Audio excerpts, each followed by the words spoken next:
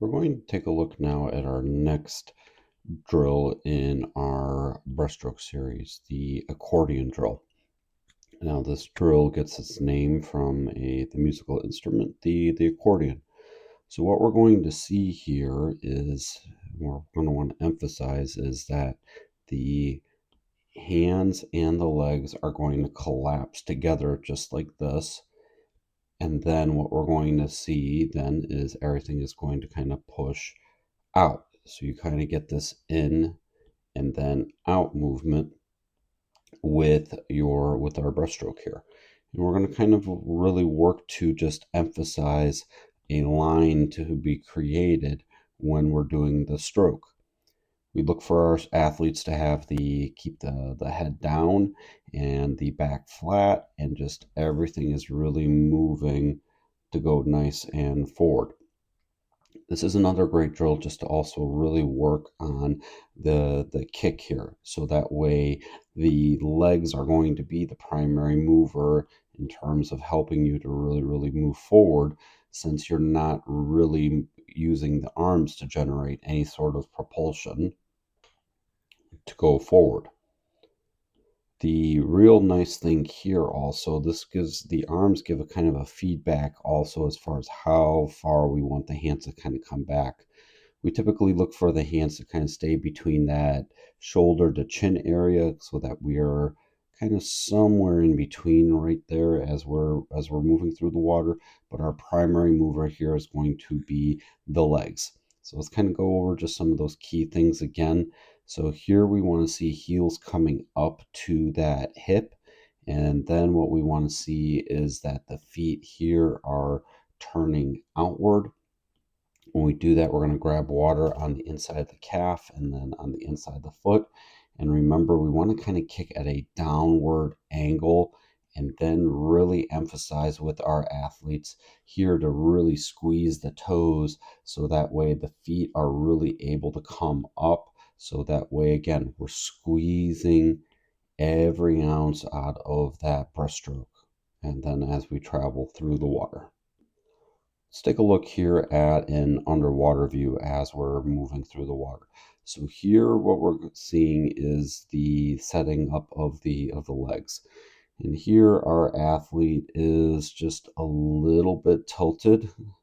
So what we would want to kind of emphasize with our athletes is to keep the hips to be straight and not to kind of compensate by either shifting down or up on either side.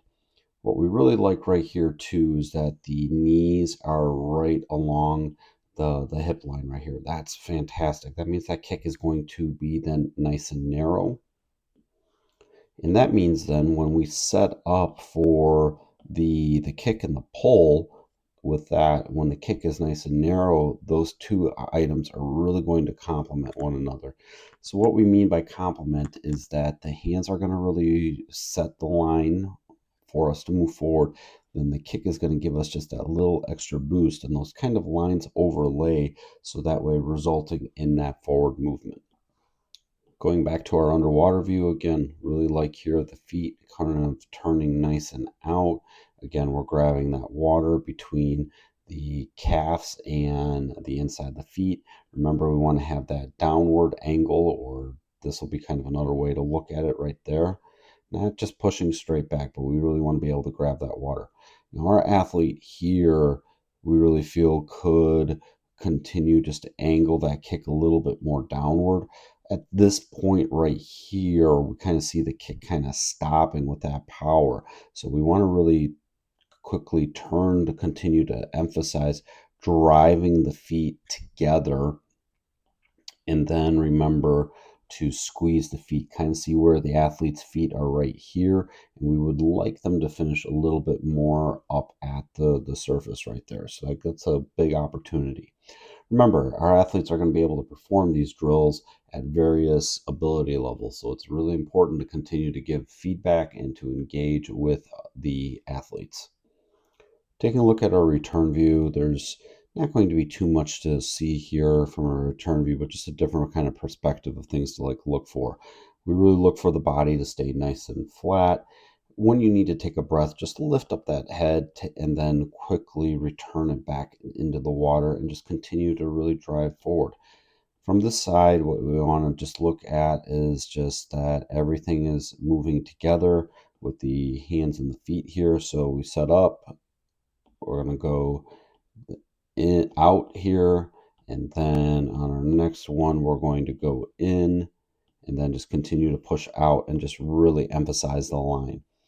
Younger athletes, or if you're doing this with at an age group level, we might suggest throwing on a snorkel. That just really kind of helps them. Shifting to an underwater return view here, just again, just kind of seeing what we really like right here is in breaststroke, we kind of want the hands to kind of be right below the surface as we're going to be finishing that stroke. So this is just a good another body positioning aspect. So that way, again, you really feel like you're just going to be moving forward. So there's a lot of great elements to this drill to really give a lot of feedback for breaststroke swimmers. If you found value out of this video, be sure to drop a like and subscribe as we're dropping new videos all the time.